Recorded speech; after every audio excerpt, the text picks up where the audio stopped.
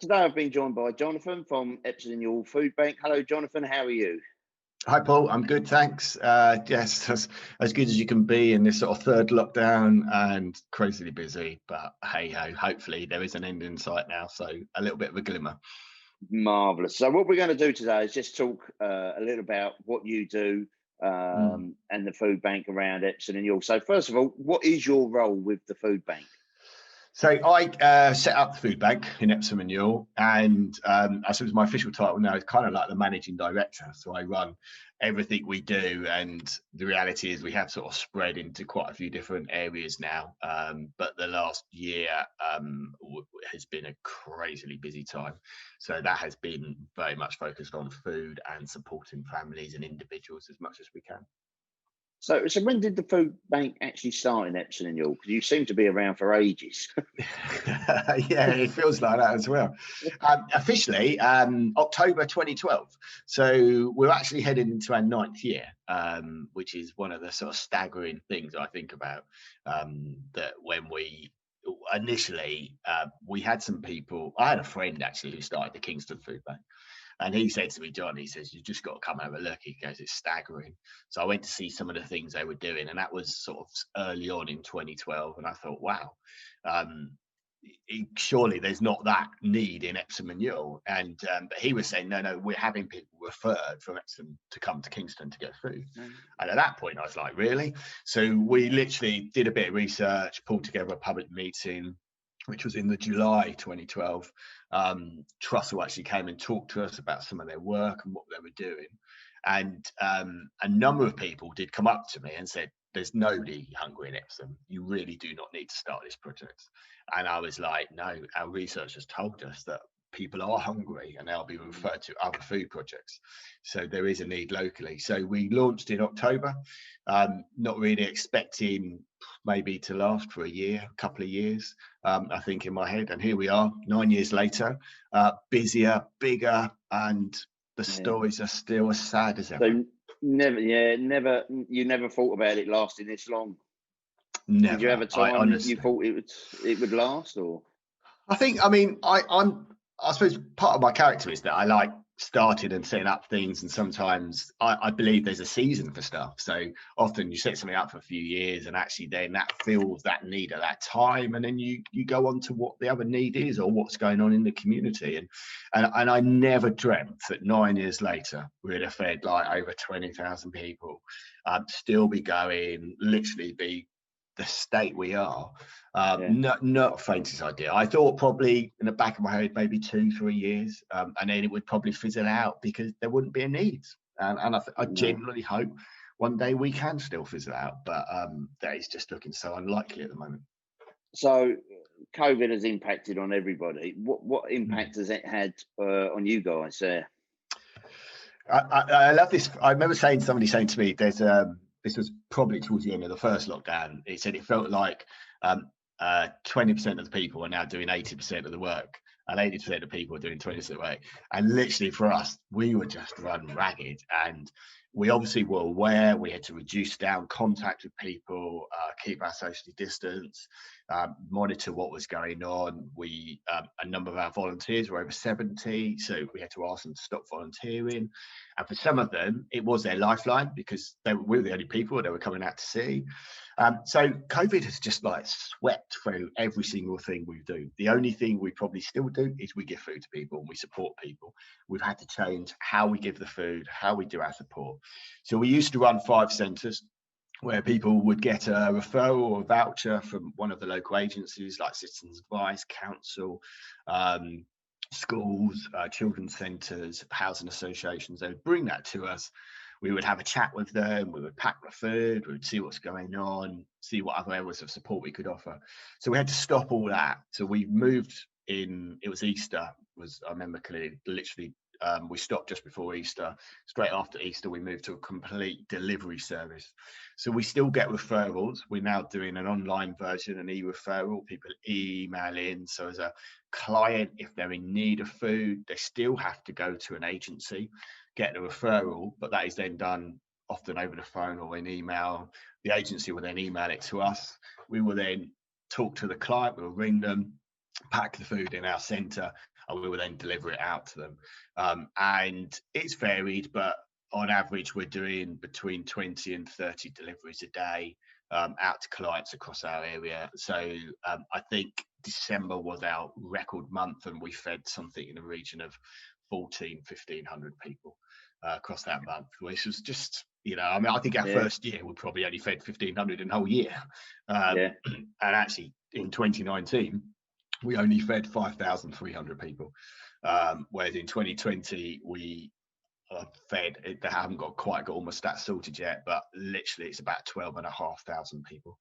So COVID not only changed how we worked, but virtually tripled the numbers of people we were feeding. It affected how we collected donations of food, and again, our food stats have gone through the roof. So in 2019, as an indication, we collected in about 61 tons, whereas in 2020 we collected in over 160 tons. And just collecting that food in, obviously the same levels is then going back out the other side. So we physically have virtually tripled the numbers of people we've been feeding, virtually tripled the volume of food that's come in and gone back out, but virtually reduced our teams by a third because we've had to reduce contact. So it's just, everything's just gone through the roof. And on top of that, we know that many people we've been speaking with, we phone people at least once a week that we're working with, support them. They're just getting no other support. They're totally isolated, no contact, no nothing. And I think this is why this third lockdown has just hit so many people at such a heavy way. One, people think it's more, there's a greater level of contagiousness to catch it. Secondly, they're so stressed because they've had a year in it now, and it's like, when will it end? So COVID has completely affected the way we worked and everything we've done. And I know I've gone off a bit there, but it's that's staggering. You don't think of these numbers in Epsom and Ewell, and I know you do Leatherhead, and I think you're part of Banstead as well. Yeah, so these are not areas you would imagine that a food bank is needed. No, and that's been one of the things. Yeah, and that's been one of the things that has hit us, is that there are some people that we've ended up feeding where the bottom line is their life is built on debt. So when the income, the cash flow stopped, it was like, whoa, what do we do now? And okay, there has been sort of levels of government support, but it's a bit like I know we'll come on to the school stuff in a minute, so I won't jump into it, but if the school voucher doesn't get you when you need it, what do you do? And you can have no money, or you can have stacks of debt. If you haven't got the cash to go and buy that packet of pasta, you're stuffed. Whether you're a high earner or a low earner, it doesn't make any difference. Food poverty doesn't discriminate. And I use this phrase that actually it's expensive to be poor. But if you're riddled in debt, that's also expensive. And the challenge to me has been, we need to look at how we manage our lives. Yeah, it's so I'm involved with the Epsom Ewell Jobs and Skills Board, trying to get people back into work in the borough. But we've noticed there is a massive rise in unemployment now. So those out there who are listening to this, or if we do put this out on video, watching this, how can people sign up for support? How if someone's listening and go, my God, I need help, how do they go about that? So the best bet is to, if you're in Epsom Ewell, contact the Systems Advice Bureau. They are really supportive and really positive, and they will work with you and talk to you about what's going on, what your needs are, and they can then refer you to us for a food bank voucher. We don't do any self-referrals. So you do have to go through an agency. If you're in a housing association like Rosebery, or it tends to be Raven in the Reigate and Banstead area, or Clarion or Mount Green over in Leatherhead, then contact them. They can refer you through. Most of the local schools refer people through to us, and if you talk to the support team in there, then I think we have over 200 agencies signed up. So I would say, if you're engaging with an agency at some level, they would be able to refer you. If not, they know the ability of how to get to refer us. And this information will be on your website, how people can get help. It's on the website, or you can email us or ring us. We're running a number of different numbers, and it's been one of the things, it's sort of small things that we've done, is that we've ended up texting and WhatsApping a lot of people. And a number of agencies say to us, we don't have the ability to do that, but because we are flexible, we've been able just to, and we've actually then maintained support with people through that. So a lot of people actually don't even like answering their phone. And it's a little bit of that. So, and also because we've worked with quite a lot of people locally whose English isn't the first language. So if you do it through WhatsApp, you can translate it and flick it backwards and forwards. So we've tried to give people what they've needed, as opposed to give them something that they just don't eat, or they're allergic to, or whatever's going on. So go through the website, email us, foodbank@generation.org.uk. We will then explain to you where's the best place for you to go to if we need to do that. We really just want to help, and we want to make sure that if you need food, that we can support you to do that. Our only challenge, which is a sort of long-term thing, is that we desperately don't want people to become dependent on the food bank, because that's not what we're about. But we recognise in this COVID period, a lot of the supporting mechanisms are just not there, and so we will work with you to support you as much as we can.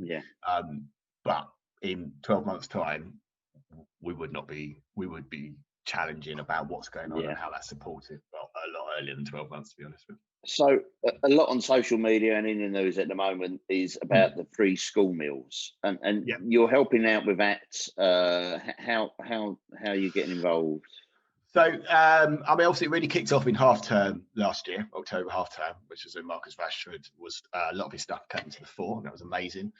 And I actually sat on a couple of Zooms with some food banks that were literally working right in this area of Manchester. So that was fascinating to listen to that sort of conversation and what had gone on. For us directly, we're not doing anything in one sense just purely around free school meals. But what we're saying is, if you were like working or entitled to free school meals and something, or it's not happened, then we're talking to people about talking to the schools, and the schools have referred a lot more families to us, because again, in one sense, it's not a new problem. So we were finding this already, that when you got an extended holiday, Christmas, summer, that for those people that were getting free school meals, suddenly you've got your kids at home, and if you've got two teenagers that are like 15 and 16, you know, I've had teenagers, I know you have, Paul, they eat a lot of food, and suddenly your food bill goes through the roof, and I'm just like, what's that about?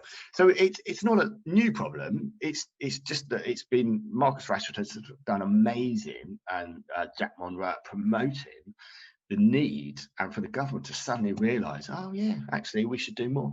So if you're in that situation, we just say, get a referral, let us feed you, let us give you the food. One of the things we ask is, you know, have you got boys or girls?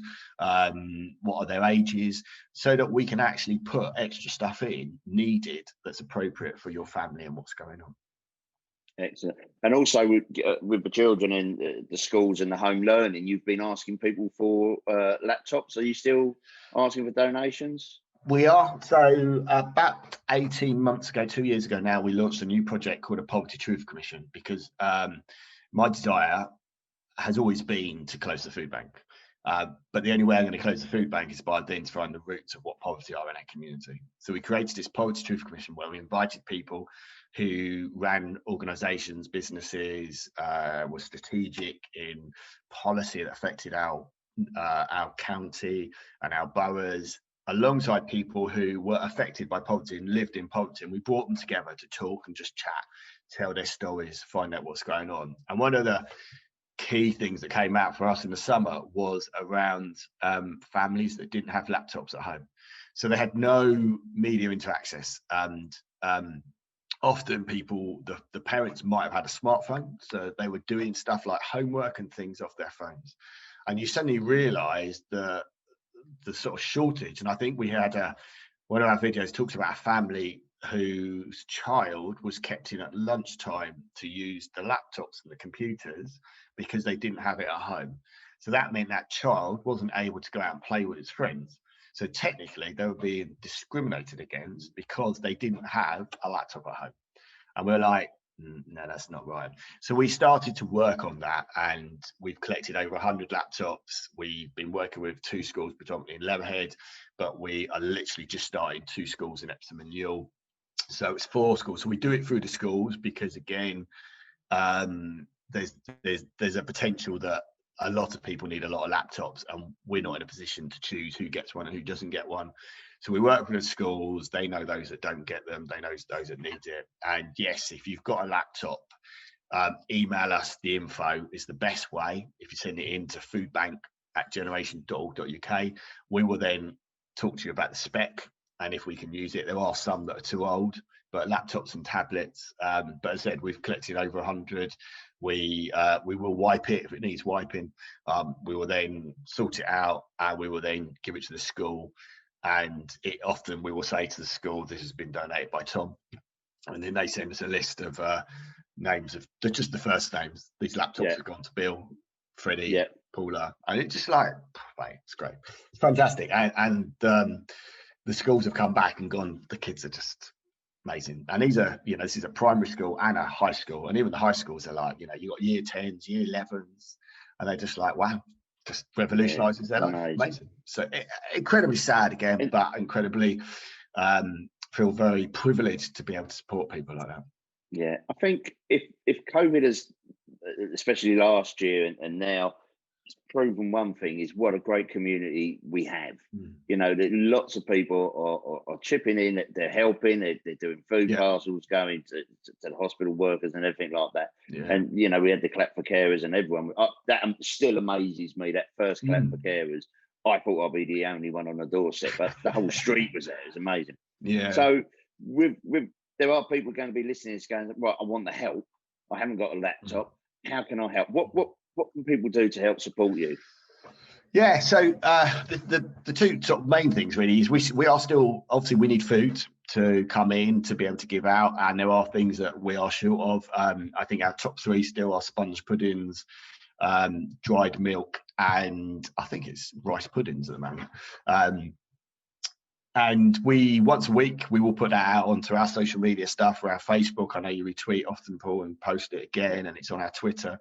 And we do have a wish list that we can put you onto the wish list if people want to go onto that. Our challenge is that there are some things that we are really short of, and there's some things like baked beans and pasta we have an eternal amount of. So we are a little bit specific about what we need and what we don't need. So please hear that. I think like at the moment we also have endless amounts of dog food and cat food, which is amazing because we do get a request for it. But the things we want, we really ask, we do need them, and we are desperately short of that to come in. Obviously, we do purchase some fresh products like veg and fruit a couple of times a week, and some milk.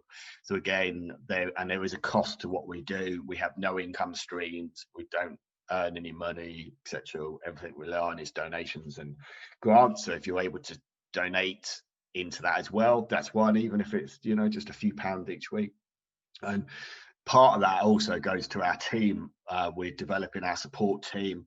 I do quite a lot of support work with clients face to face. I have 2 other support workers as well, do an amazing job where we're just supporting people, because food is an issue, but food is often a symptom of many other things. And actually, like you're saying about the jobs, if we can support people to, once it's to rebuild their lives and to develop that economic independence, then they don't need to rely on the food bank.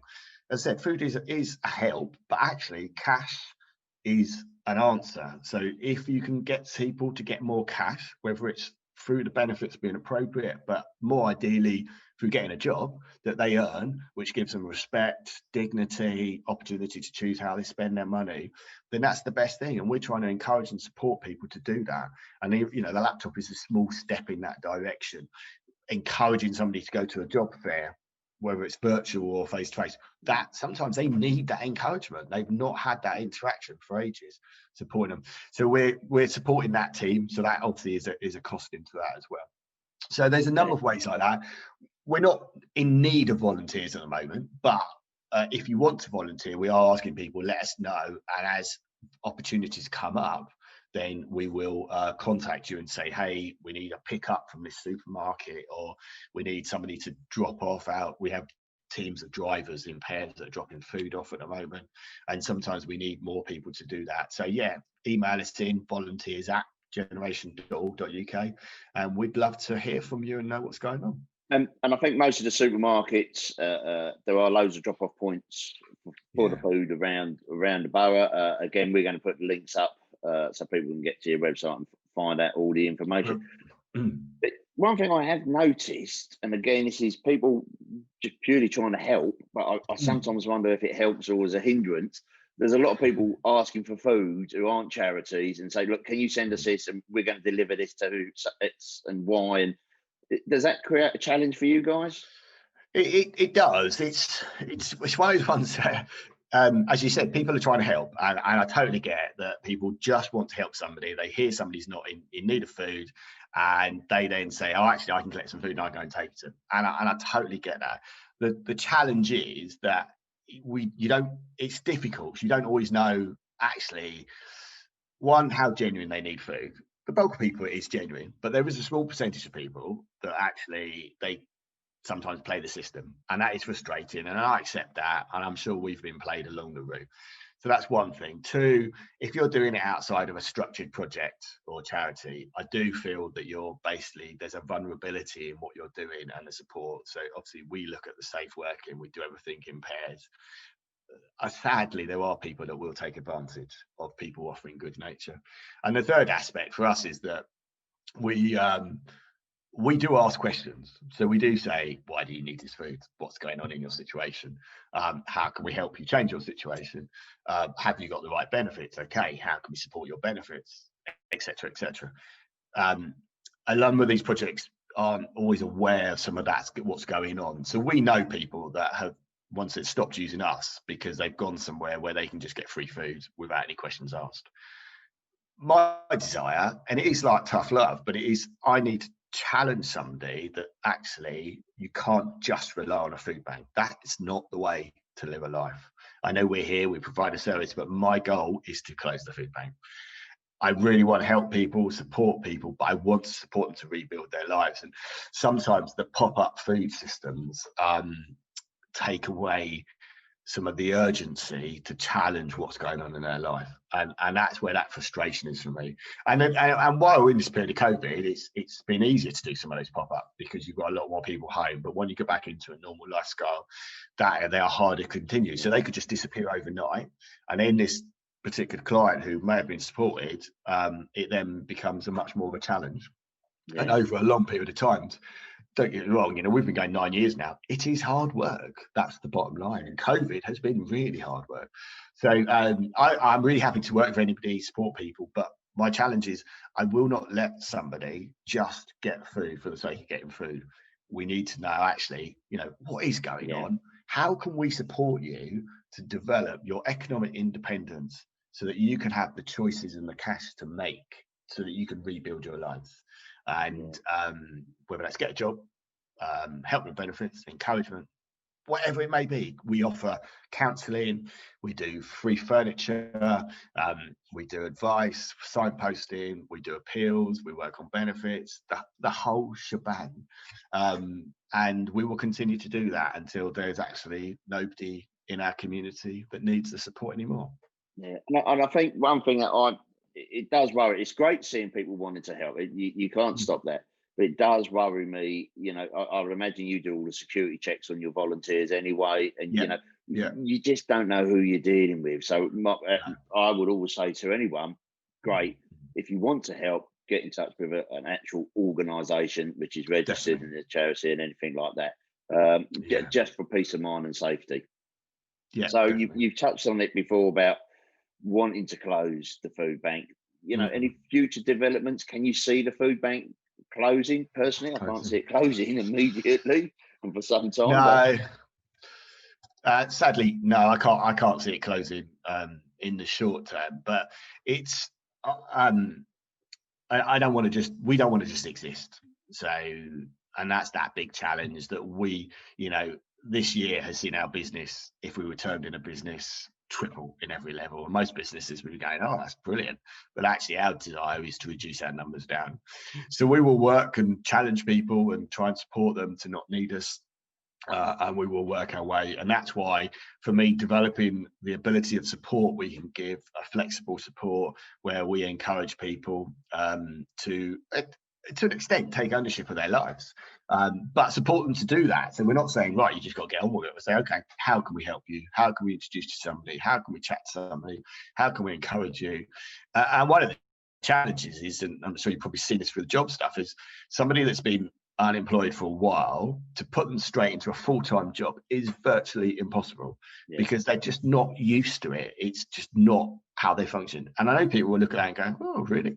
But we need to develop ways of how we can support people who, for whatever reason, whether it's an illness or some sort of just literally unemployed, can go back into the workplace and can rebuild themselves and can get more and more engrossed into that.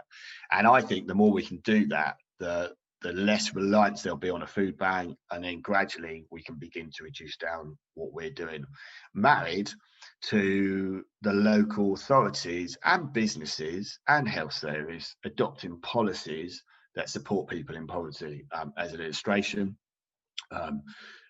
some health service was moved from Epsom up to the Tadworth area. I suspect on paper it looked a brilliant idea, but what it meant is people in Epsom who were then walking to the service now had to travel on the bus to Tadworth to get there, and they didn't have the flexibility in their budget to include the bus fare, but they had to go because it was such a critical thing as part of their health setup. And so you're like, okay, how does that work then? So then you've basically put extra cost onto that individual. One of the things we're doing at the moment, we've been given some money by local authorities to do some energy top-ups. So we are putting money onto people's key cards. The frustrating thing is that the only way I can get money on somebody's key card is to physically get their key card and take it to a shop. So in COVID, this lockdown, where we're not meant to be having any engagement, that is the only way you can put money on their key card. And then just to top it all off, the rate you get on the key card is far worse than most of us that pay through direct debit. And so I said, it's expensive to be poor. You also, some of them don't have cars, so therefore they will shop locally. Local shops tend to be more expensive than supermarkets. I have one person who, she said when she goes shopping, she uses a scanner because she has to know exactly how much money she spends. She has to take her children, one of which is autistic. So therefore she says, I can't just mentally do it in my head because there's so much going on. So that means she can only go to a shop with a scanner. So your Aldis and your Lidls don't do scanners, and they are cheaper than some of the other supermarkets. So again, she's forced into a slightly more expensive supermarket, and so it's expensive for her because of her situation. And the more you begin to look at it, the more you realize actually there's things we do that really don't help our community. Another one that I often use is, when you get your windows cleaned, I know it's not so much at the moment, but when he sticks his bill through your door, do you pay that straight away or do you wait a week? Because actually cash is king, and for that little window cleaner, that cash flow makes all the difference, and you could be the reason that puts him out of business. And there's no reason why he's done the job, pay him straight away, or set it up. And it's just little things like that. Why do you wait to pay a bill when you've had the work done? As a business, I'm 100% behind you there. We have a policy. If anyone wants to advertise with us, you pay us first. Because we can do all the work from you. You get the profit out of what we do, the promotion out of what we do, and then you're struggling to pay us back. But that's been around for time and more, where people now just don't pay the bill. I just don't understand it. You want that service, you pay for it. Definitely, yeah. But you can't fill your car up with petrol and then pay 30 days later. Exactly, that's right. I know it is. Exactly. The bigger the business, the harder it seems to be. So we had a subcontracted solicitor doing some stuff, and she was coming to us for food because she was self-employed, mum, one child, did some work for big solicitors firm. Thought, great, I've made it. I think the term was 30 days. I think they eventually paid her at 120 days, but it basically meant she had 120 days and no money, so she was poor, and yet she'd done all the work. Just criminal. Frustrating. Well, so I know you're very busy. I know you're very busy, and I think hopefully this will encourage people to help and support you in more ways than just the food side of things as well. Yep. Because as I say, with everything you're doing a fantastic job for the community, not just Epsom Ewell, but as you say, all the other areas. And all I want to say is to you and to all your team, thank you. Well done for everything you're doing, and just keep safe. Brilliant. Thank you, Paul. Appreciate your support, and again, appreciate the opportunity to share. And if people help us, then we really appreciate that. So thank you. No worries at all. You keep safe. Brilliant. Cheers, Paul. Thanks.